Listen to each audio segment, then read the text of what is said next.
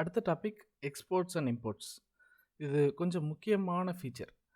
அதாவது ஜாவாஸ்கிரிப்டில் ஒவ்வொரு ஃபைலும் ஒரு மாடியூல். ஒரு மாடியூலில், அதாவது ஒரு ஃபைலில் நான் எழுதியிருக்கிற ஃபங்க்ஷனையோ வேரியபிளையோ நான் இன்னொரு ஃபைலில் யூஸ் பண்ணிக்க முடியும். அது எப்படின்னா, நம்ம எந்த ஃபைலில் அந்த ஃபங்க்ஷன் எழுதியிருக்கிறோமோ அந்த ஃபைல்லேருந்து எக்ஸ்போர்ட் கொடுத்துடணும். கொடுத்ததுக்கப்புறம் எந்த ஃபைலில் நம்ம அதை யூஸ் பண்ணுமோ அங்கே இம்போர்ட் பண்ணி யூஸ் பண்ணிக்கலாம். ஸோ இதுதான் வந்து ஜாவாஸ்கிரிப்டோடைய மாடியூல்ஸ் எக்ஸ்ப்ளனேஷன். ஸோ இது வந்து மெயினாக கோட் ரீயூசபிலிட்டி அண்ட் ரீடபிலிட்டியை ஃபோக்கஸ் பண்ணும். அப்புறம் இந்த எக்ஸ்போர்ட்ஸில் 2 டைப் ஆஃப் எக்ஸ்போர்ட்ஸ் இருக்குது. Default export, named export. இது ரெண்டையுமே எக்ஸாம்பிளோட பார்ப்போம்.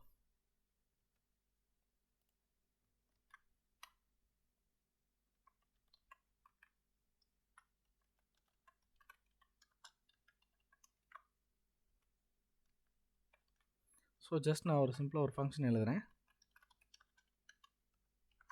a + b.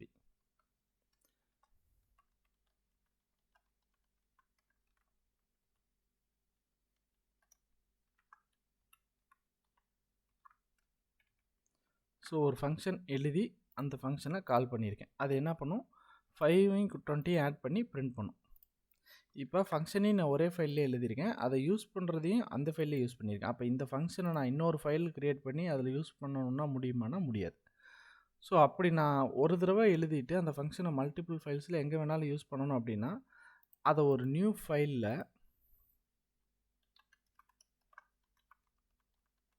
ஒரு ஃபைல் ஏதோ ஒரு நேம் JS எக்ஸ்டென்ஷனில் எழுதிட்டு இந்த ஃபங்க்ஷனை எடுத்துகிட்டு போய் அங்கே போட்டுறணும். இப்படி போட்டால் மட்டும் நம்ம வெளியே யூஸ் பண்ணிட முடியுமானா முடியாது. நான் எப்போ வந்து இந்த இடத்துல வந்து எக்ஸ்போர்ட் அப்படின்னு சொல்லி ஒரு கீவேர்ட் ஸ்பெசிஃபை பண்ணுறனோ அப்போ தான் ஜாவாஸ்கிரிப்டால் வேறு ஃபைல்லேருந்து இந்த ஃபைலில் இருக்க ஃபங்க்ஷனை ஆக்சஸ் பண்ண முடியும். எக்ஸ்போர்ட் கொடுத்துட்டேன். இப்போ எப்படி இம்போர்ட் பண்ணுறதுன்னு பாருங்கள். Import curly braces add from ஃபைலாக இருந்தால் சிங்கிள் கோட். என்னுடைய மேத் யூட்டிலிட்டிஸ் வந்து இந்த வேரியபிள்ஸ் ஃபைல் இருக்கிற ஃபோல்டர்லேயே இருக்கிறதுனால ./mathutilities.js.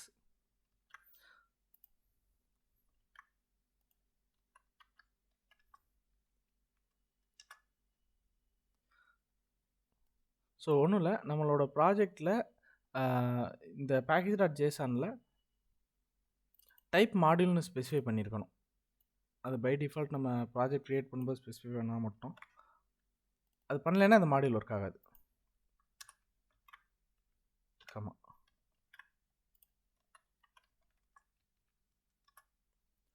ஸோ இப்போ நான் மேத் யூட்டிலிட்டிஸ்ங்கிற ஃபைலுக்குள்ளே மாடியூலுக்குள்ளே இருக்கிற ஒரு ஃபங்க்ஷனை இன்னொரு ஃபைலில் இம்போர்ட் பண்ணி யூஸ் பண்ணியிருக்கேன். ஸோ இந்த மெத்தட் ஆஃப் எக்ஸ்போர்ட்டிங் வந்து நேம்டு எக்ஸ்போர்ட்.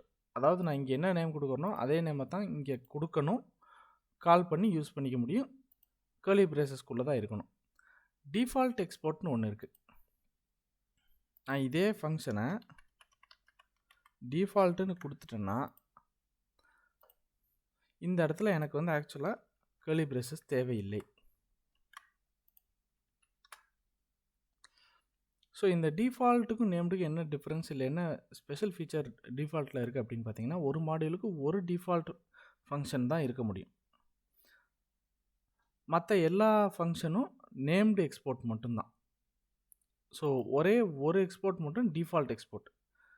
ஸோ அப்படிங்கும்போது நம்ம அதை வந்து கர்லி பிரேசஸில் கொடுக்க தேவையில்லை, டைரெக்டாக ஆட்னு கொடுத்தாலே அது டிஃபால்ட் எக்ஸ்போர்ட்டை தேடுது அப்படின்னு ஜாவாஸ்கிரிப்ட் புரிஞ்சுக்கும். ஸோ அப்போ அந்த இடத்துல டிஃபால்ட் எக்ஸ்போர்ட் எதுன்னு பார்த்து அந்த ஃபங்க்ஷனை டைரெக்டாக கால் பண்ணிடும். இப்போ இது ஒர்க் ஆகுதான்னு பாருங்கள். ஒர்க் ஆகுது. இந்த டிஃபால்ட் எக்ஸ்போர்ட்டில் இன்னொரு ஸ்பெஷல் ஃபீச்சர் என்னென்னா, நான் என்ன நேம் வேணால் கொடுக்கலாம். இந்த இடத்துல ஆடுன்னு தான் நான் ஃபங்க்ஷன் கொடுத்துருக்கேன், ஆனால் இங்கே வந்து அடிஷன் கால் பண்ணியிருக்கேன். அடிஷன் கால் பண்ணியிருந்தாலும் அது நம்ம கர்லி பிரேசஸ் கொடுக்கலைங்கிறதுனால அது டிஃபால்ட் எக்ஸ்போர்ட்னு புரிஞ்சுக்கிட்டு டைரெக்டாக இந்த ஃபங்க்ஷனை இந்த நேமில் நம்ம கொடுத்துரும். அந்த நேமை நம்ம யூஸ் பண்ணோம்னா அவுட்புட் வந்துடும். அப்போ ஒரே ஃபைலில் டிஃபால்ட் எக்ஸ்போர்ட், நேம்டு எக்ஸ்போர்ட் எத்தனை இருக்க முடியுமா அப்படின்னா, ஒரே ஒரு டிஃபால்ட் எக்ஸ்போர்ட் இருக்க முடியும். அப்புறம் எத்தனை நேம்டு எக்ஸ்போர்ட் வேணாலும் இருக்கலாம். Export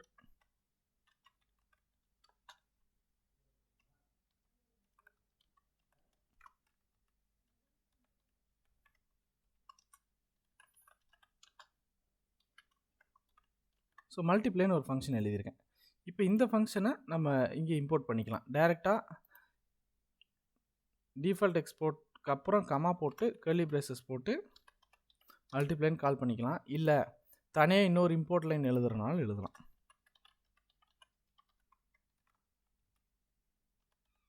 multiply